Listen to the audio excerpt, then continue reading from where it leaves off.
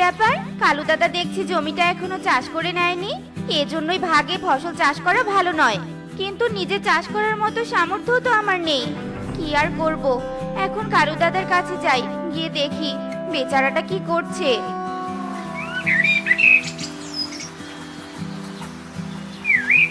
কালু দাদা, কালু দাদা, বাড়িতে আছো?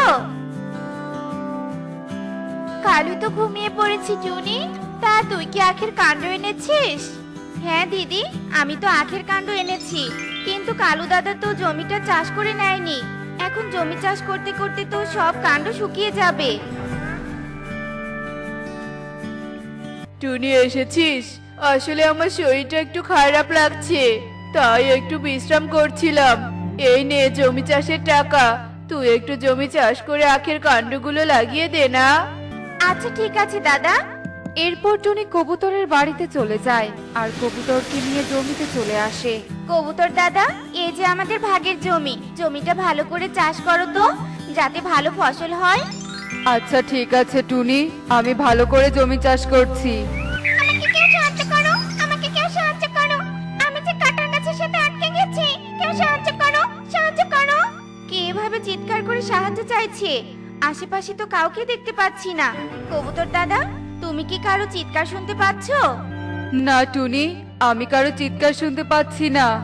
এই যে এখানে কাঁটার কাছে যে প্রজাপতি দেখতে পাচ্ছো, সেটাই আমি। ও আচ্ছা, প্রজাপতি, তুমি চিৎকার করছো? আচ্ছা দাঁড়াও, আমি তোমাকে সাহায্য করছি। তোমাকে অনেক ধন্যবাদ পাখি, তুমি আমাকে মুক্ত না করলে হয়তো কেউ আমাকে ধরে নিয়ে যেত। সেটা তো বুঝলাম, কিন্তু তুমি প্রজাপতি হয়ে কথা বলছো কি করে? আমি হলাম চাঁদের প্রজাপতি, আমি কথা বলতে পারি। তুমি আমাকে সাহায্য করেছো, তাই আমি তোমাকে কিছু উপহার দিচ্ছি। তোমার জমিতে এক অন্যরকম আখ হবে, যে আখ বিক্রি করে তুমি অনেক ধনী হয়ে যাবে। কিন্তু প্রজাপতি, অন্যরকম আখ মানে সেটা আবার কেমন আখ হবে? সেটা সময় হলে বুঝতে পারবে। শুধু যত্ন করে আখ চাষ করো, তারপর সফল হবে। আমি এখন চলি পাখি।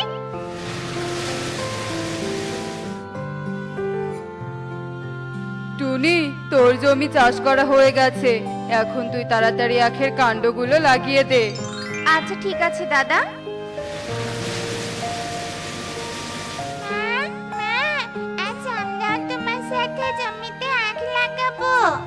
কাজ করতে পারলে আমারই ভালো হতো, কিন্তু তোরা অনেক ছোট, তাই এই কাজগুলো করতে পারবি না রে। তবে তোরা আমাকে আখের কাণ্ডগুলো এনে দে, আমি শুধু গর্ত করে লাগিয়ে দিচ্ছি। আচ্ছা ঠিক আছে মা, চল রাখি, আমরা কাজে লেগে পড়ি।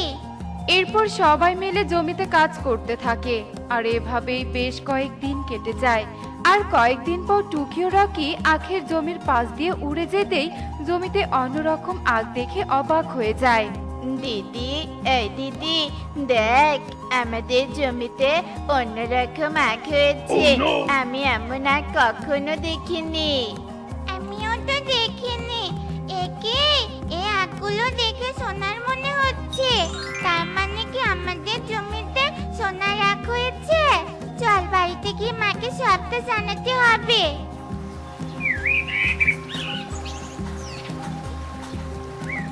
কি, সোনার আখ হয়েছে? তাহলে এই প্রজাপতি জাদু দিয়ে এই উপহার দিয়েছে। তাহলে কালু দাদাকে নিয়ে জমিতে যেতে হবে। কোন প্রজাপতি? এরপর টুনি টুকিকে সব কথা খুলে বলে আর তারপর টুনি কালুর বাড়িতে চলে যায়। কালু দাদা, কাকুলি দিদি, তাড়াতাড়ি বাইরে এসো, একটা খুশির খবর আছে। তাই নাকি রে টুনি? তা বল দেখি, কি খুশির খবর আছে? আমাদের জমিতে সোনার আখ হয়েছে। কি, সোনার আখ? কিন্তু সোনার আখ আবার কি করে হলো?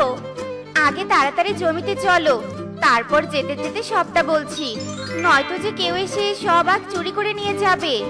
হ্যাঁ টনি, তুই একদম ঠিক বলেছিস।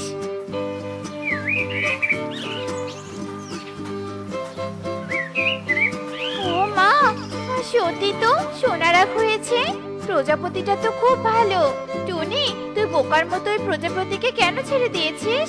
আমি ধরতে পারলে কখনোই ছেড়ে দিতাম না। ওকে বন্দি করে রেখে শুধু ওর কাছ থেকে সোনা নিতাম। কাকলি দিদি, বেশি লোভ করা ভালো নয়। প্রজাপতি নিজের ইচ্ছায় যা দিয়েছে এতে আমি অনেক খুশি। এবার চলো সবাই মিলে আখগুলো তুলে ভাগ করে নেই। কিন্তু টুনি, এই সোনার আখগুলো তো হাত দিয়ে তোলা যাবে না। তাই বলি কি, তুই আখের জমি পাহারা দে, আর আমরা বাড়ি থেকে দা নিয়ে আসছি। আচ্ছা ঠিক আছে দাদা, যাও তবে তাড়াতাড়ি এসো।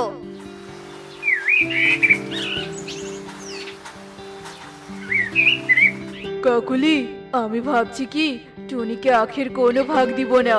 সব আখ যদি আমাদের হয় তাহলে আমরা যে অনেক ধনী হয়ে যাব।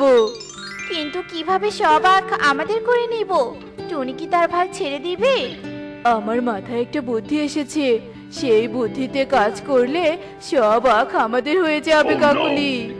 তারপর কালো কাকুলিকে সব কথা খুলে বলে, আর তারপর কাকুলি খুব তাড়াতাড়ি টুনির কাছে চলে আসে। টুনি, টুনি, সর্বনাশ হয়েছে। আমরা বাড়িতে যেতেই কালু হঠাৎ মাথা ঘুরে কুয়োর ভিতরে পড়ে গেছে। আমি একা কালুকে টেনে তুলতে পারছি না রে। তো তুই একটু আমাকে সাহায্য কর না রে টুনি বোন। আচ্ছা ঠিক আছে কাকুলি দিদি, আমি এক্ষুনি যাচ্ছি। মা, টুকি, রকি, তোরা আখের জমিটা পাহারা দে তো। এসব বলে টুনি কাকুলির সাথে কুয়োর কাছে যায়। আর যেই না টুনি মাথা নিচু করে কুয়োর দিকে দেখতে থাকে, তখনই পেছন থেকে কাকুলি টুনিকে ধাক্কা মেরে কুয়োতে ফেলে দেয়। এ কি কাকুলি দিদি, আমাকে ফেলে দিলে কেন? আর কালু দাদা তো এখানে নেই। তাড়াতাড়ি আমাকে উপরে তোলো দিদি, তাড়াতাড়ি আমাকে উপরে তোলো। তোকে উপরে তোলার জন্য ফেলে দিয়েছি নাকি? আখের ভাগ তোকে দিব না বলে ফেলে দিয়েছি। এখন তুই এখানে ডুবে মর, আর আমরা জমির সব আখ বিক্রি করে অনেক ধনী হয়ে যাব, অনেক ধনী। এসব বলে কাকুলি সেখান থেকে চলে যায়। আর টুনি কুয়োর ভেতর থেকে খুব জোরে জোরে চিৎকার করতে থাকে। আর তখনই সেই পথ দিয়ে রিমা ছাগল নিয়ে হেঁটে যাচ্ছিল। টুনির এমন চিৎকার শুনে রিমা সেখানে চলে আসে। এ কি পাখি, তোমাকে কুয়োর মধ্যে কে ফেলে দিয়েছে? দিদি, আগে আমাকে এখান থেকে উপরে তোলো, তারপর সবটা বলছি। এরপর রিমা ছাগলের গলা থেকে রশি খুলে টুনিকে দেয়। আর টুনি রশি ধরে ওপরে উঠে আসে। আর তারপর রিমাকে টুনি সব কথা খুলে বলে।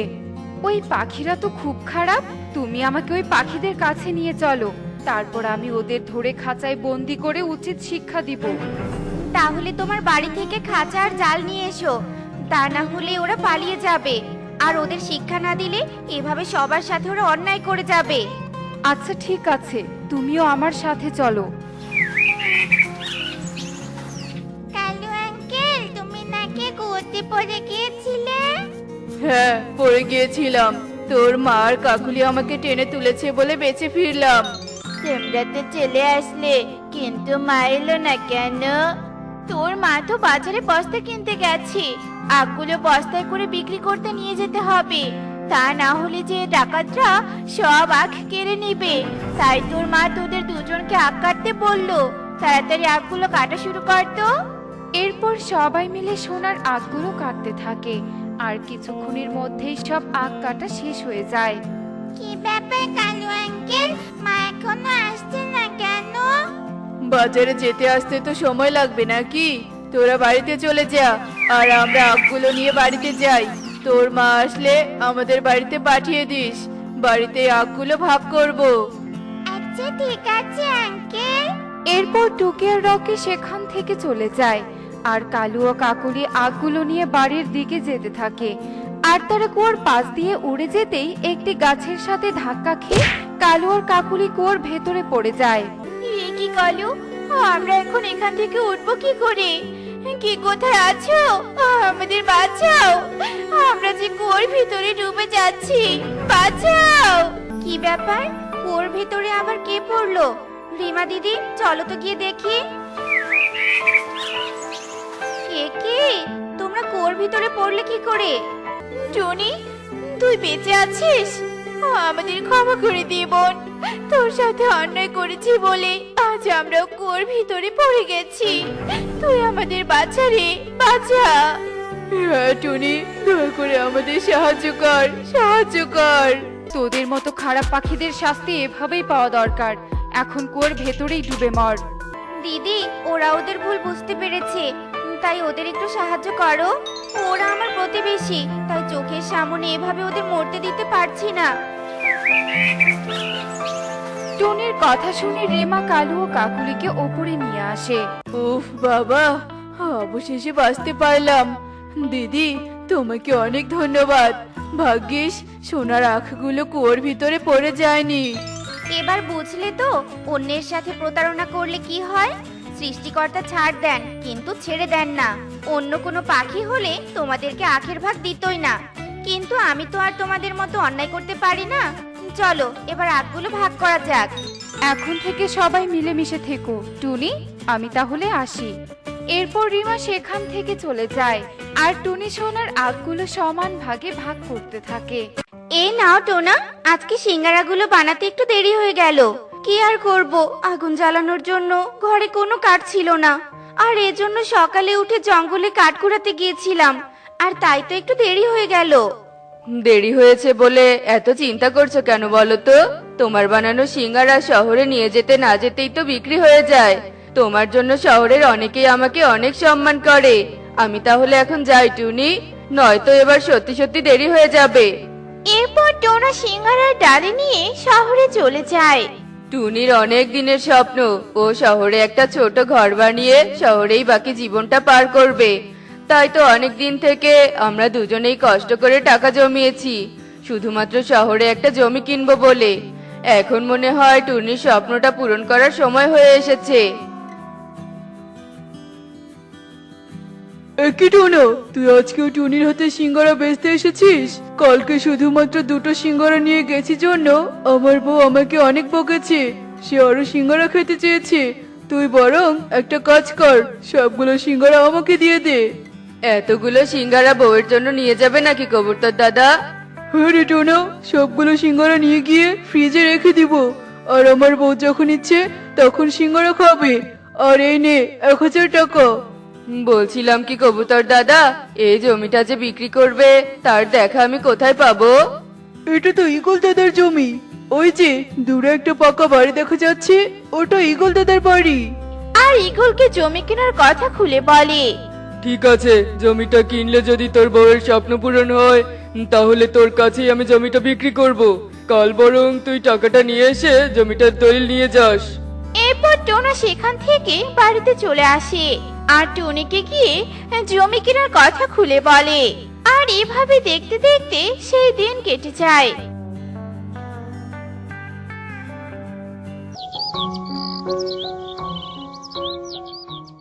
আর পরের দিন সকালে টোনা ও টুনি তাদের প্রয়োজনীয় জিনিসপত্র নিয়ে শহরে চলে আসে। আর টোনা ইগলকে টাকা দিয়ে জমির দলিল নিয়ে বাড়িতে আসে। আর এভাবে দেখতে দেখতে বেশ কিছুদিন কেটে যায়।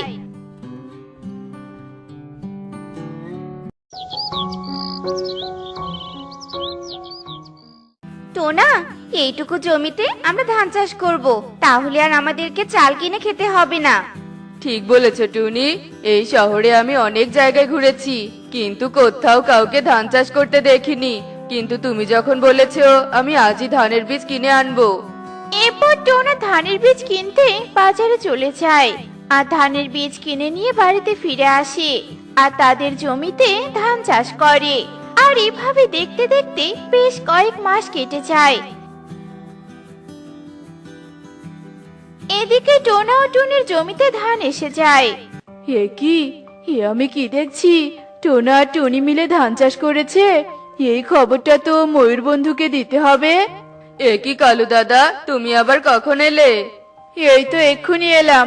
এই নে, আমার দোকানে ফলগুলো রেখে চলে এসেছিলি, তাই আমি বাড়ি যাওয়ার পথে তোর ফলগুলো নিয়ে এলাম। খুব ভালো করেছো কালু দাদা, আমি আসলে কাজের চাপে ফলগুলো নিতে ভুলেই গিয়েছিলাম। এরপর কালু সেখান থেকে ময়ূরের বাড়িতে চলে আসে আর ময়ূরকে গিয়ে টুনির জমির নতুন ধানের কথা বলে দেয়। কে এই টনি যে আমার হাতে সামান্য করে এই শহরে ধান চাষ করেছে? কালো, কালো, এই টনি কি জানে না নাকি এই শহরে নতুন ধান চাষ করা নিষেধ? এই টোনা আর টুনি অল্প কিছুদিনেই বেশ উন্নতি করেছে। এদের উন্নতি দেখে হিংসায় আমার শরীর জ্বলে যায়। তাই ময়ূর বন্ধুকে আমি মিথ্যে বলে ওদের পথে বসাবো। কালো, কথা বলছিস না কেন? হ্যাঁ বন্ধু, আমি নিজে ওদেরকে ধান চাষ করতে না করেছিলাম, আর ওদেরকে তোমার কথাও বলেছিলাম, কিন্তু ওরা নাকি তোমাকে ভয় পায় না, আর তাই নিষেধ করা সত্ত্বেও ধান চাষ করেছে। কে? ওদের এত বড় সাহস? ওরা কিনা ময়ূরকে ভয় পায় না? তবে দেখ ওদের আমি কি অবস্থা করি। কোথায় গেলি রে আমার ইঁদুর ছানা? এই যে মালিক, আমি এখানে। কি করতে হবে আমাকে আদেশ করুন। শোন, টনি আর টোনা নতুন ধান চাষ করেছে, আর তুই ওদের সবগুলো ধান কেটে নদীতে ভাসিয়ে দিবি। এই শহরে কোনো ধান চাষ হবে না, বুঝলি? ময়ূরের কথা শুনে ইঁদুর ছানা সেখান থেকে চলে যায়। আর রাত হতে সে টুনির ধানের জমিতে চলে আসে, আর তার ধারালো দাঁত দিয়ে সবগুলো ধান কেটে নদীতে ভাসিয়ে দেয়। অন্যদিকে নদীর পাশ দিয়ে বাড়ি ফিরছিল টোনা ও টুনি, আর তারা নদীতে ধানগুলো ভেসে যেতে দেখতে পায়। টোনা, তুমি তো বলেছিলে এই শহরে কেউ কখনো ধান চাষ করেনি, তার মানে কেউ আমাদের ধানগুলো কেটে নদীতে ভাসিয়ে দিয়েছে। হায় হায় রে, আমাদের এত বড় সর্বনাশটা কে করলো? এখন আর কেঁদে কি হবে? ওই যে টুনি, একটা নৌকা, চলো আমরা ওই নৌকাতে চড়ে যেটুকু পারি ভেসে যাওয়া ধানগুলোকে নৌকায় তুলি। এরপর টোনা ও টুনি নৌকা চালিয়ে নদীর মাঝখানে চলে যায়, আর ভেসে যাওয়া কিছু ধান তারা তাদের নৌকাতে উঠিয়ে নেয়। আর এভাবে দেখতে দেখতে সেই রাত কেটে যায়। ময়ূরী, ময়ূরী, এখনো ভাত রান্না করনি কেন? ওগো, বাজারে নাকি কোনো দোকানে কোনো চাল পাওয়া যাচ্ছে না, আর ঘরে যে কোনো চাল নেই, তাই এখনো রান্না করা হয়নি। ময়ূর বন্ধু, আমার খুব খিদে পেয়েছে, আমাকে একটু ভাত খেতে দাও না। বাজারেও নাকি চাল পাওয়া যাচ্ছে না, আমাদের এই শহরের বনে ধান চাষ না হওয়ায় চালের অভাব দেখা দিয়েছে। ঠিক বলেছিস রে কালু, আর এজন্য আজকে বাড়িতেও ভাত রান্না হয়নি। কালু, তুই একটু খোঁজ নিয়ে দেখ তো কারো বাড়িতে কোনো চাল পাস কিনা। এরপর কালু ময়ূরের বাড়ি থেকে চলে যায়, আর সবার বাড়ি বাড়ি গিয়ে চালের খোঁজ করতে থাকে, কিন্তু সে কারো বাড়িতে কোনো চাল খুঁজে পায় না। অবশেষে কালু টোনা ও টুনির বাড়িতে যায়। এ কি, এদের ধানগুলো তো নদীতে ভাসিয়ে দেওয়া হয়েছিল, কিন্তু এরা এই ধানগুলো কোথায় পেল? ধুর, আমার এত ভেবে কাজ নেই, নিজের খাবার জোগাড় করতে পারলে আমার আর কোনো চিন্তা থাকবে না। কি ব্যাপার কালু দাদা, তুমি ওখানে দাঁড়িয়ে আছো কেন? কিছু বলবে নাকি? ইয়ে মানে না মানে, শোন না রে টোনা, আমাদের শহরে কোথাও কোনো চাল পাওয়া যাচ্ছে না, তাই সকাল থেকে একটু ভাতও খেতে পারিনি। তুই আমাকে একটু ধান দিবি? তাহলে ধান ভেঙে আমি একটু ভাত রান্না করে খেতাম। এসব তুমি কি বলছো কালু দাদা? শহরে কোনো চাল পাওয়া যাচ্ছে না কেন? এই শহরে চাল পাওয়া যাবে কি করে? ময়ূর বন্ধু তো এই শহরে ধান চাষ করা নিষিদ্ধ করে দিয়েছে, এমনকি তোর জমির ধানগুলো নদীতে ভাসিয়ে দিয়েছে। তার মানে ময়ূর দাদা আমাদের ক্ষতি করেছে? কিন্তু কেন কালু দাদা? এ কি, আমি কি করলাম? খিদের জ্বালা তো সব সত্যি কথা বলে দিলাম, ময়ূর বন্ধু জানতে পারলে তো আমাকে আর আস্ত রাখবে না। শোন টোনা, আমি যে তোকে এগুলো বললাম, তুই আবার ময়ূর দাদাকে বলিস না। আমার জমির ধানগুলো যে ময়ূর দাদার পোষা ইঁদুর কেটেছে, তা আমি কাল রাতেই বুড়িমার কাছে জেনে গেছি। আর কালু দাদা, এতে যে তোমার হাত আছে এটাও জেনেছি। আর তাই তো আমি কাল রাতেই বুদ্ধি করে সব দোকানদারকে ফোন করে বলে দিয়েছিলাম যেন তোমাদের কারোর কাছে চাল বিক্রি না করে। এবার শুধু দেখো ময়ূর দাদাকে কিভাবে শিক্ষা দেই।